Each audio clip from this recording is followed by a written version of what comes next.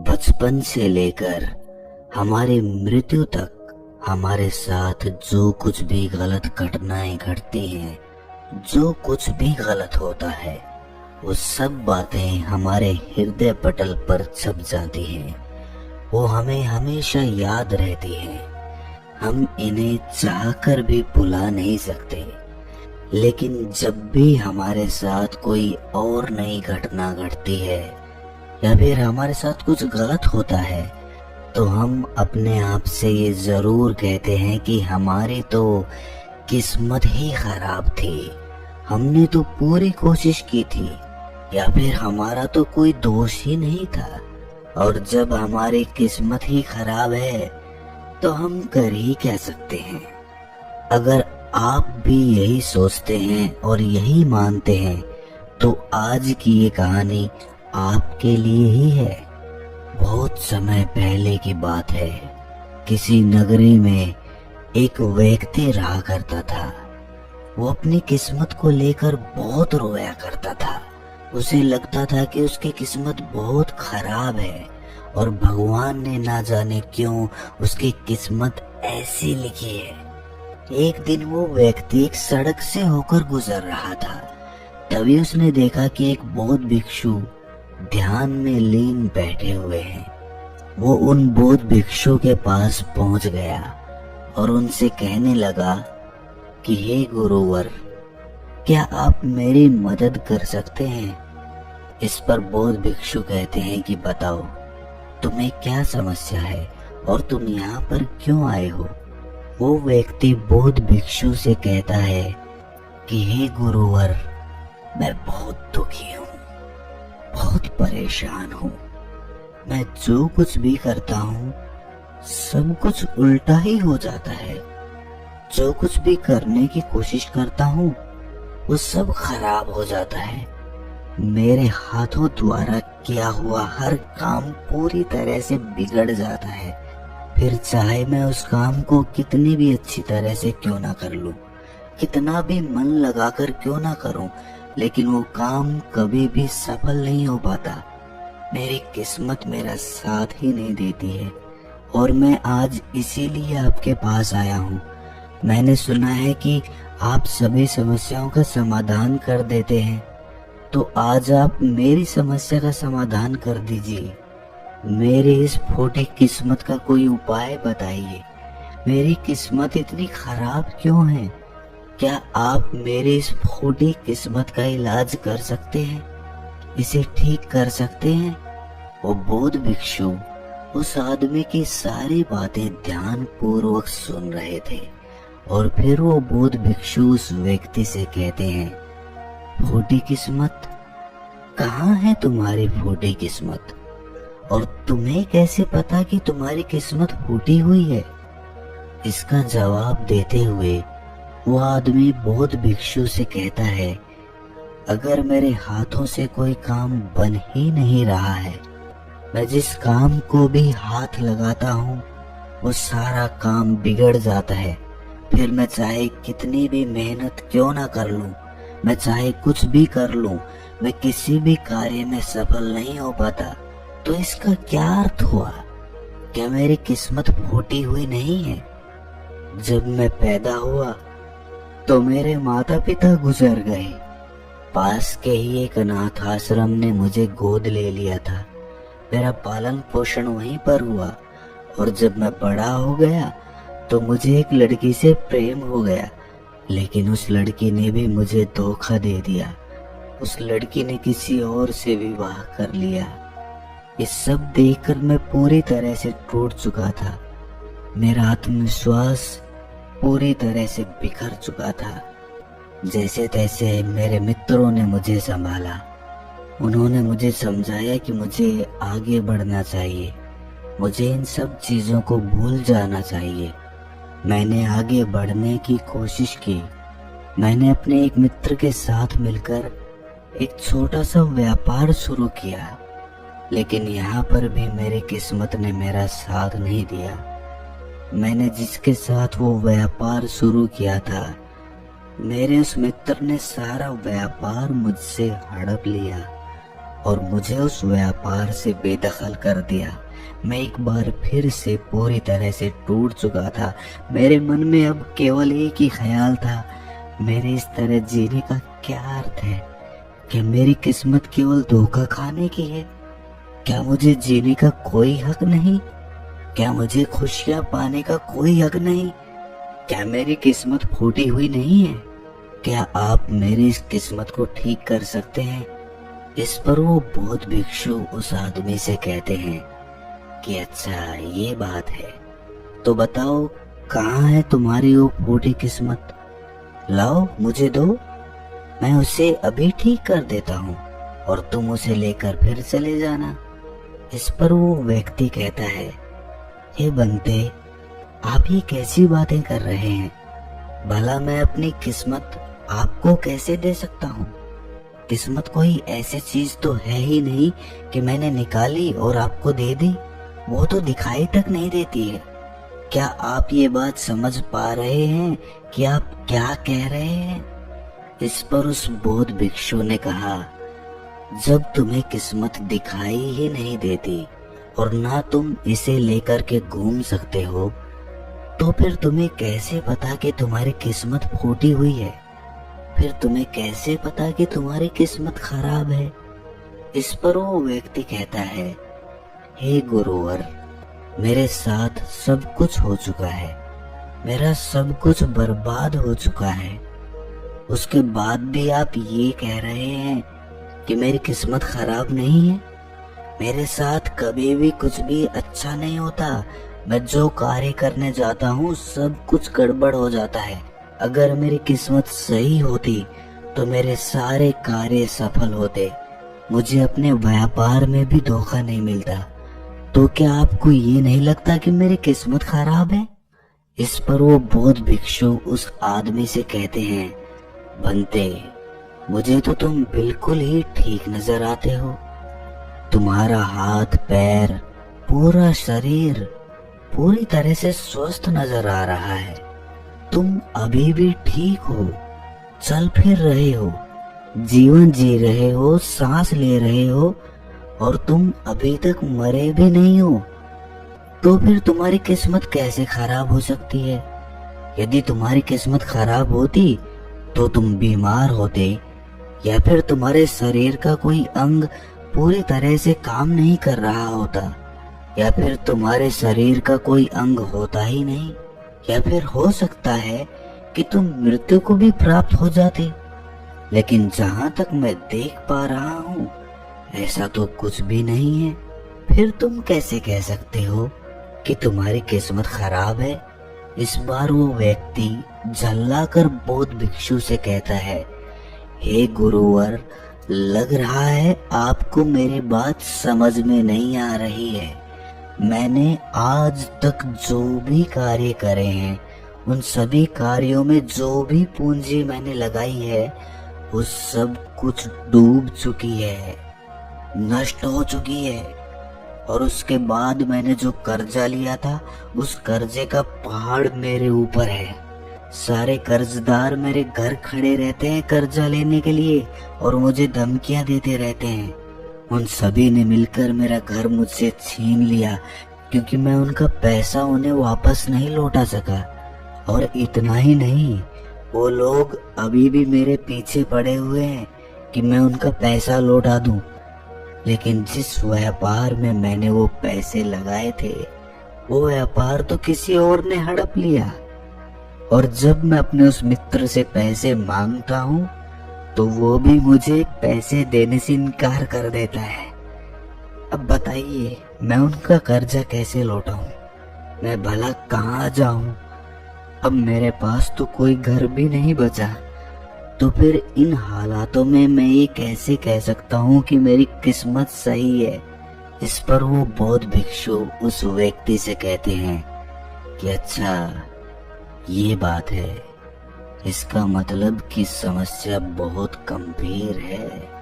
तभी वो व्यक्ति कहता है, हाँ बिल्कुल सही, अब आपने बिल्कुल सही समझा है।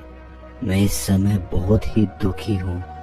मैं अपने जीवन के बहुत बुरे दौर से गुजर रहा हूँ और मेरी हालत अब मेरे काबू में नहीं है। अब आप ही मेरा आखिरी सहारा हैं। कृपया करके मुझे कोई उपाय बताइए। पर वो बौद्ध भिक्षु उस व्यक्ति से फिर कहता है कि ये तो अच्छी बात है कि तुम जीवित हो और तुम्हारी किस्मत अच्छी है कि तुम अपने इन हालातों का सामना करने के लिए जी रहे हो और तुम अपने इस जीवन की समस्याओं का हल भी कर सकते हो। इस पर वो व्यक्ति दुखी मन से कहता है कि हे गुरुवर, लगता है अभी भी आप मेरी बात समझ नहीं पाए। इस पर वो बौद्ध भिक्षु उस व्यक्ति से कहता है कि नहीं, मैं तुम्हारी बात को अच्छी तरह से समझ चुका हूँ, लेकिन तुम मेरी बातों को नहीं समझ पा रहे हो। इतना कहकर वो बौद्ध भिक्षु उस व्यक्ति का हाथ पकड़कर एक नदी के किनारे ले जाते हैं और उस आदमी से कहते हैं कि बनते, इस नदी को ध्यान से देखो, तुम्हें क्या दिखाई दे रहा है। वो आदमी कहता है कि नदी जोरों से बह रही है, इसका बहाव बहुत तेज है।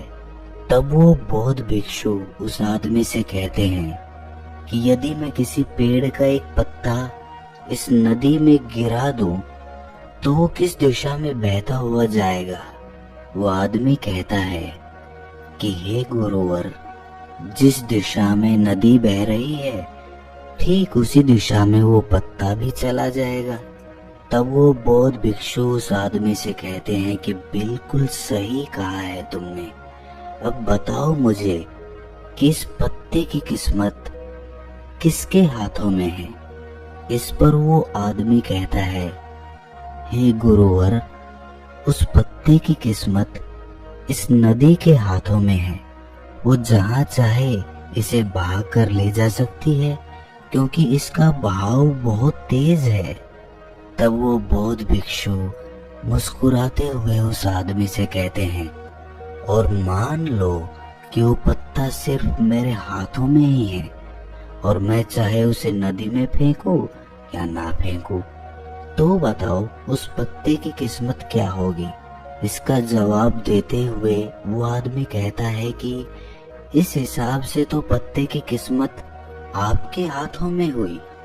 आप चाहे तो उसे नदी में फेंक सकते हैं या फिर आप चाहें तो उस पत्ते को कहीं और भी फेंक सकते हैं। इस पर वो बौद्ध भिक्षु मुस्कुराकर उस आदमी से कहते हैं, इस पत्ते की किस्मत ना तो नदी के हाथों में है और ना ही मेरे, क्योंकि मैं चाहे कितने भी कोशिश कर लूं, यदि एक पत्ता किसी वृक्ष से टूट चुका है तो वो आज नहीं तो कल सूख ही जाएगा। जब तक वो पत्ता किसी पेड़ से जुड़ा हुआ है तब तक उसे भोजन मिल रहा है, ऊर्जा मिल रही है, लेकिन जैसे ही वो पत्ता पेड़ से अलग हो जाता है तो उसे ये सब मिलना बंद हो जाता है। तो अब बताओ उसकी किस्मत अच्छी है या बुरी। तब वो आदमी कहता है कि हे गुरुवर, ऐसे तो उसकी किस्मत बुरी ही है, क्योंकि पेड़ पर रहने पर उसे भोजन और ऊर्जा दोनों ही मिल रहे थे, इस कारण से वो फल फूल रहा था। लेकिन पेड़ से अलग होने के बाद उसे वो भोजन और ऊर्जा प्राप्त नहीं होगी। तभी वो बौद्ध भिक्षु एक डाली से एक पत्ते को तोड़कर कहता है, ये पत्ता मेरे हाथ में है और ये अभी तक सूखा भी नहीं है। इसके अंदर अभी भी ऊर्जा है, भोजन है जिससे वो अभी भी कुछ कर सकता है, इसमें अभी भी जीवन बाकी है। तभी अचानक जोर की हवा चली और उन गुरुवर के हाथों से वो पत्ता उड़कर थोड़ी दूरी पर जा गिरा। इस पर वो बौद्ध भिक्षु उस आदमी से कहते हैं, तुमने देखा, यदि ये पत्ता अभी तक उस पेड़ से जुड़ा हुआ होता तो उतनी दूर उड़कर कभी नहीं जा पाता। आज ये पत्ता पेड़ से अलग होकर पूरी तरह से स्वतंत्र हो चुका है और इसने अभी अभी उड़ने का आनंद भी उठाया है, जो ये पेड़ पर रहकर कभी नहीं कर सकता था। इतना कहते हुए वो बौद्ध भिक्षु उस पत्ते के पास पहुंचे और उस पत्ते को उठाकर नदी में फेंक दिया और उस आदमी से कहा, इसकी किस्मत कैसी है। इस पर वो आदमी उन बौद्ध भिक्षु से कहता है, अब इसकी किस्मत बहुत अच्छी है, क्योंकि ये अब नदी में तैर रहा है, लेकिन अभी भी ये नदी के बहाव के साथ ही बहता हुआ जाएगा, इसे कोई रोक नहीं सकता। इसका जवाब देते हुए बौद्ध भिक्षु कहते हैं, ये पत्ता नदी में तैरने का आनंद जरूर ले रहा है, लेकिन साथ ही साथ ये अपने ऊपर ना जाने कितने ही छोटे छोटे जीव जंतुओं को बचाएगा, उनको जीवन दान देगा, और ना जाने कितने ही जीव जंतुओं को ये एक किनारे से दूसरे किनारे तक पहुंचाने में उनकी मदद भी करेगा। इसके बाद वो बौद्ध भिक्षु फिर से उस आदमी से पूछते हैं कि अब बताओ पत्ते की किस्मत कैसी है। तो वो आदमी कहता है कि हे गुरुवर, अब तो इसकी किस्मत बहुत अच्छी है, क्योंकि ये किसी के काम आ रहा है और ये किसी का जीवन भी बचा रहा है, इसीलिए इसकी किस्मत तो बहुत अच्छी हो गई। पर मेरी किस्मत वो कैसे अच्छी होगी, ये तो आपने कुछ बताया ही नहीं। तब वो बौद्ध भिक्षु उस आदमी से कहते हैं कि मान लो कि तुम्हें इस नदी को पार करना है और तुम नदी में उतरते हो, तो पहले तुम मुझे ये बताओ कि तुम किस दिशा में अच्छी तरह से तैर सकोगे। इस पर वो आदमी जवाब देते हुए कहता है कि गुरुवर, जिस दिशा में नदी बह रही है उसी दिशा में तैरना आसान होगा, और मैं उस दिशा में आसानी से तैरता हुआ चला जाऊंगा। उस आदमी की ये बातें सुनकर बौद्ध भिक्षु कहते हैं, और यदि मान लो कि तुम्हें इस नदी के बहाव के विपरीत दिशा में तैरना हो, तब तुम क्या करोगे? क्या तुम्हारी किस्मत तब भी अच्छी होगी? वो आदमी कहता है कि नहीं गुरुवर, तब तो मुझे और ज्यादा मेहनत करनी पड़ेगी, तब मेरी किस्मत भला अच्छी कैसे हो सकती है। उस आदमी का ये जवाब सुनकर वो बौद्ध भिक्षु उस आदमी से कहते हैं, और यदि मान लो कि तुम्हारे हाथ पैर नहीं है और फिर भी मैं तुम्हें कहूँ कि तुम इस नदी की विपरीत दिशा में तैरकर अपने लक्ष्य तक पहुँचो, तब तुम्हारे मन में क्या ख्याल आएंगे और तुम्हारी किस्मत कैसी होगी। इस पर वो आदमी कहता है कि हे गुरुवर, अगर मेरे हाथ पैर ही नहीं होंगे तो मैं विपरीत दिशा में तैरकर अपने लक्ष्य तक कैसे पहुंचूंगा।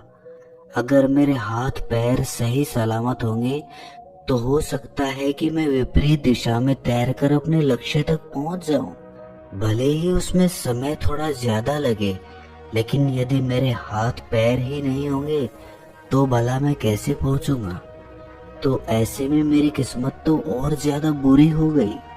तब वो बौद्ध भिक्षु उस आदमी से कहता है कि अब तुम्हें ये समझ में आया कि तुम्हारी किस्मत अभी भी अच्छी है, पहले भी अच्छी थी और आगे भी अच्छी ही रहेगी। बस तुम्हारे अंदर एक छोटी सी तकलीफ ये है कि जो भी समस्या है जो हमारे सामने आ रही है, उन समस्याओं का तुम सामना नहीं करना चाहते हो, लेकिन जिन समस्याओं को तुम पीछे छोड़कर भागने की कोशिश कर रहे हो, वो समस्याएं तुम्हारे साथ ही चल रही हैं। जैसे कि मान लो यदि इस नदी का बहाव और ज्यादा तेज हो जाए तो तुम्हें इस नदी की विपरीत दिशा में तैरने में कितनी मेहनत करनी पड़ेगी। वो आदमी कहता है, हे महाराज, तब तो मुझे अत्यधिक मेहनत करनी पड़ेगी और मुझे बहुत ज्यादा थकान भी होगी, लेकिन किसी न किसी तरह मैं अपने लक्ष्य तक पहुंच जाऊंगा। तब वो बौद्ध भिक्षु उस आदमी से पूछता है, अच्छा मान लो नदी का बहाव और भी ज्यादा तेज हो जाए तो क्या तुम नदी की विपरीत दिशा में तैरना पसंद करोगे? वो आदमी कहता है, नहीं नहीं गुरुदेव, मैं तो इस नदी में उतरने का सोचूंगा भी नहीं, विपरीत दिशा में तैरना तो दूर की बात रही।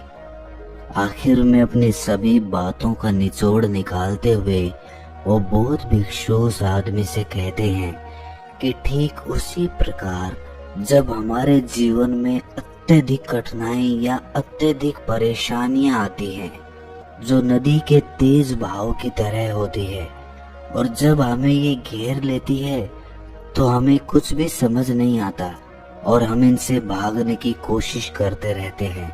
हम इनका सामना कभी करना ही नहीं चाहते। लेकिन तुम्हें ये ध्यान रखना चाहिए कि जब भी तुम्हारे सामने ऐसी परिस्थिति आए कि तुम्हें लगे कि तुम्हारे हाथों में कुछ नहीं है, तब तुम्हें नदी की दिशा में बहकर अपने लिए एक सुरक्षित स्थान खोजना चाहिए, क्योंकि उस समय तुम्हारा ध्यान केवल अपनी रक्षा पर होना चाहिए, क्योंकि जिसकी रक्षा तुम्हें करनी है वो है तुम्हारा जीवन। यदि तुम्हारा जीवन तुम्हारे साथ रहेगा तो आज नहीं तो कल ये तेज बहाव जरूर शांत हो जाएगा, और नदी का भाव भी हमेशा के लिए एक जैसा नहीं रहेगा। उसे आज नहीं तो कल थमना ही पड़ेगा, और जब नदी का बहाव कम हो जाएगा तब तुम चाहो तो नदी के विपरीत दिशा में तैर सकते हो, और फिर तुम जैसा चाहो वैसा मुकाम हासिल कर सकते हो। तो अब मुझे बताओ, क्या तुम्हें अभी भी ये लगता है कि तुम्हारी किस्मत खराब है, या फिर तुम्हारी किस्मत अभी भी फूटी हुई है? ये कहकर वो बौद्ध भिक्षु जोर जोर से हंसने लगते हैं, और ये सुनकर वो आदमी भी जोर से मुस्कुरा उठा और उनसे कहता है कि हे गुरुवर, आप सही कहते हैं।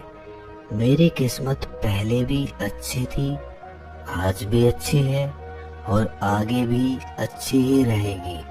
मैं पूरी तरह से स्वस्थ हूँ, मेरे हाथ पैर सही सलामत है, मेरा जीवन मेरे साथ है, मेरे पास है, और मैं सांसें भी ले रहा हूँ। हाँ, मेरे पास घर नहीं बचा, लेकिन फिर भी अभी मेरे पास कुछ पैसे बचे हैं। खाने के लिए भोजन है, पहनने के लिए अच्छे कपड़े हैं, जिनकी मदद से मैं एक बार फिर से अपने उन मुकामों को हासिल कर सकता हूँ। जो चला गया, बुद्धिमान उसका शोक नहीं करते, और आने वाले कल की चिंता कर्म योगी नहीं करता। अगर मैं बीते हुए कल के शोक में डूब गया तो मैं कभी आगे नहीं बढ़ पाऊंगा। मुझे वो सब कुछ चाहिए जो मैं पाना चाहता हूँ। मैं उसकी तलाश में अब आगे बढ़ना चाहता हूँ। मैं वो सब प्राप्त करना चाहता हूँ, और मैं वो प्राप्त करके ही रहूंगा, क्योंकि अब मैं उस पेड़ से अलग हो चुका हूँ जो मुझे बांधे हुए थी, मुझे रोके हुए थी। लेकिन अब मैं उस पेड़ से अलग हो चुका हूँ, और अब मेरे पास एक ऐसा सुनहरा मौका है जिससे मैं अपने जीवन को संवार सकता हूँ, उसे निखार सकता हूँ। इतना कहकर वो आदमी उस बौद्ध भिक्षु को प्रणाम करता है और अपने मार्ग पर आगे की ओर निकल पड़ता है, और वो बौद्ध भिक्षु भी अपनी राह पर आगे चल पड़ते हैं। अगर ये कहानी आपके दिल को छू गई तो इस चैनल को सब्सक्राइब करके नोटिफिकेशन बेल को जरूर प्रेस कर देना। ये कोई ऑर्डर नहीं है, ये एक रिक्वेस्ट है, मान लीजिए। तो दोस्तों, मिलते हैं अगली कहानी में। तब तक के लिए अपना ख्याल रखें।